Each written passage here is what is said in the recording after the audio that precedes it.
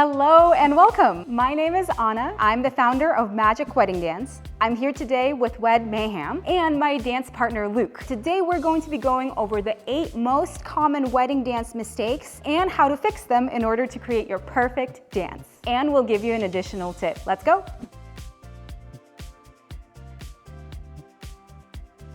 How do I not step on my partner's feet? This is a big anxiety point for most couples. Stepping on each other's feet happens when we're actually facing each other. And so if this is my feet, their feet are right in front of me. This way, when I take a step, their foot is right there and I can't help but step on it. Vice versa with them stepping on my feet. Now, to fix this, it's a very, very easy thing. Just offset a little bit. If you look down at your feet, you will see your foot, your partner's foot, your foot, your partner's foot. So it's like a zigzag. This way, your foot has its own little railway path and their foot has their own little railway path. So we're actually not going to step on each other's feet even if we try.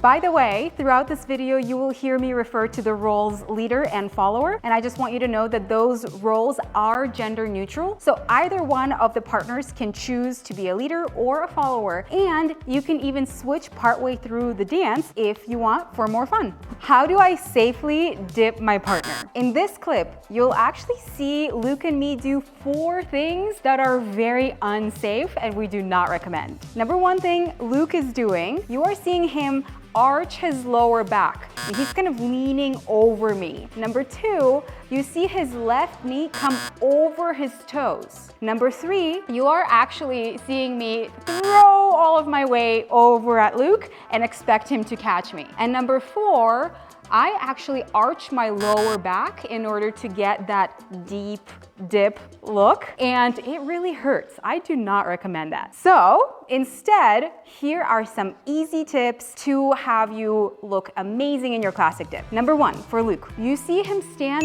really upright. So his spine, his back are very tall and strong. Number 2, leads, just like when you're in the gym and you are lifting weights, you probably have heard the safety tip not to have your knee go over your toes, go past your toes, because that is really, really unsafe for our knees. So in this demonstration, you see Luke really have his knee over his foot and not go any further. Then for me, one of the things you'll see, my right leg is planted on the ground. And when I do this dip, I actually don't need him to support me. I got myself. Now, when you're gonna do deeper dips later on, yes, he will be supporting some of my weight, but really, I wanna stay pretty independent here. And then number 4, you are going to want to do the back bend in order to create that illusion of going really deep. However, here's a trick, a total optical illusion. We're going to take our hips and we're going to actually bring our hips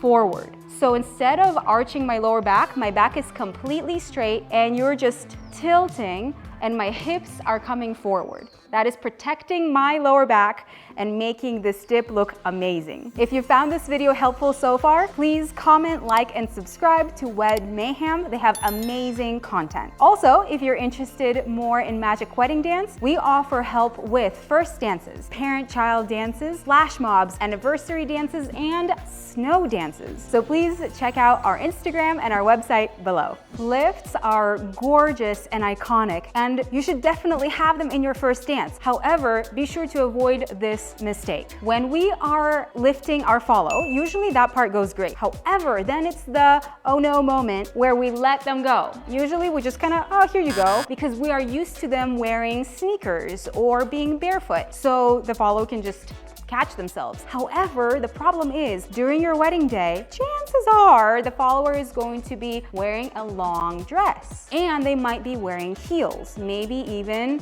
4-inch stilettos, right? And so it is very important that we are so gentle and mindful of how we put them down on the ground so that they do not stumble and they are confident and they feel beautiful and everything is safely working out together. This next mistake is going to maybe be a little bit more obscure, and as a non-dancer, you might not know to look for this. However, it makes a big difference. Here, you're going to see Luke put his hand on my waist.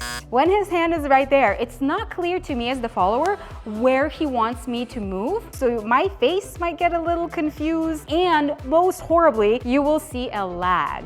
We do not want a lag in communication between us when we're dancing together. To fix this, what we're going to do, leads, is we're actually going to give our follower a little back massage. So go ahead and try to find their shoulder blade. Then find that point where the shoulder blade starts curving and put your pinky there. You're going to cup the shoulder blade. Why is this important? Because the shoulder blade is a part of their skeleton. So lead, when your hand is there and you are moving, you are controlling their skeleton. So there is no lag, it's very clear communication, and the follower knows exactly where you want them to go, and they're probably going to be very confident and happy about that. Turns and spins. Yes, let's have as many of them as we can in our dance. They look amazing, except when we have the common mistakes. So here you see Luke and me, and he's just going right into the turn, and I am very confused. I am letting my arms flail around. It does not look good. And this is what most people do when they are trying to turn each other. Now, here's a very simple few recommendations. When the lead wants to signal that there's going to be a turn, just like when you're driving down the highway and you want to switch lanes to the right, probably you are going to turn your right blinker on, and then you're going to merge, right? So we want to signal that we're going to do something. Here, you are seeing Luke do a preparation. So you're seeing his arm trace a C in the air. That is not the turn. That is the preparation for the turn. And the follower is going to be so happy when they feel that, because they're going to be like, yes, I know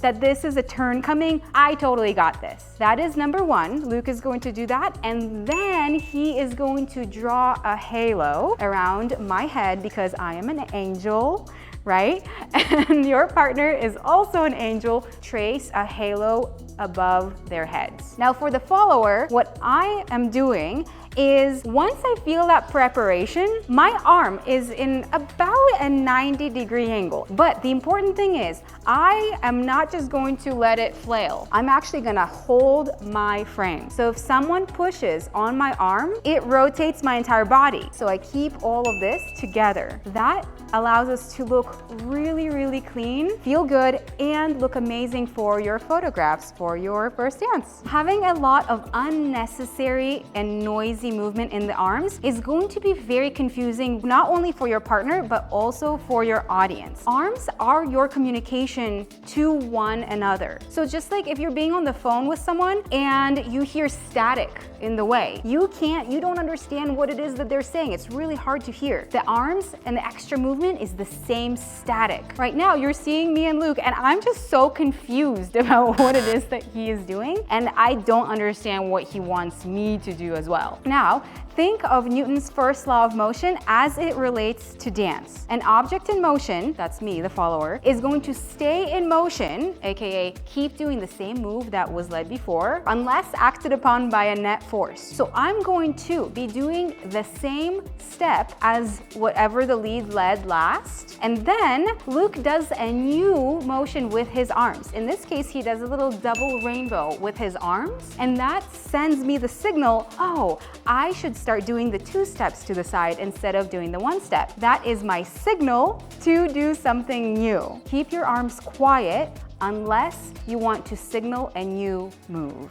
What do I do with my arms when I dance? Oh, this scene, I don't even know what's going on with our arms. It looks horrible. I am cringing on the inside right now and on the outside.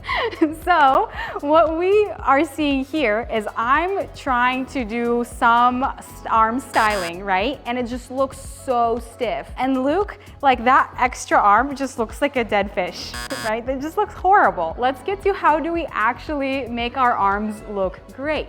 For Luke, what we want is a little bit of energy. You're seeing him proudly bringing that arm out, and it's such a great picture. And if you want to, you don't have to bring your arm out. You can keep it by your side, but please channel some energy through your arm wherever you put it. Now, for the follower, I am doing a move that I call I love myself, I love everybody else. It's a very, very easy styling move. However, the question here is, where is my movement starting from? Right now, I have a very stiff arm and I'm starting my motion from my hand. It does not look in any way relaxed or nice. Now, think of yourself as a seaweed. How would your arm move if you were a seaweed? Probably your movement would start in your arm here, right? So I'm moving my shoulder to start the motion. When we actually do that, I love myself, I love everyone else. And the motion comes from here. It looks so nice and elegant. So take this styling move, add it, play with it, have fun. This is the most common dance mistake that we see, and it really doesn't have much to do with dance. It's more the question of, what am I doing with my face? Here you are going to see Luke and me look down at our feet. And if you notice, it makes us look a little bit hunchbacked and have bad posture and look short. And it does not look good and it doesn't feel good. And then we're also, notice that we are not smiling and we are not breathing. We're actually like very stressed out. Your audience during your first dance is going to take all their social cues from you. So if you are smiling and laughing and having a great time, they're going to look at your dance and they're going to be in love with it. They're going to feel so carefree and they're going to just be amazed. And at this point, you've practiced a bunch. So you know you're not gonna make any of the other mistakes. You're just going to dance naturally and confidently and in love with your partner. I said I have a bonus tip for you guys, and here it is. It might seem obvious, but the most important thing you can do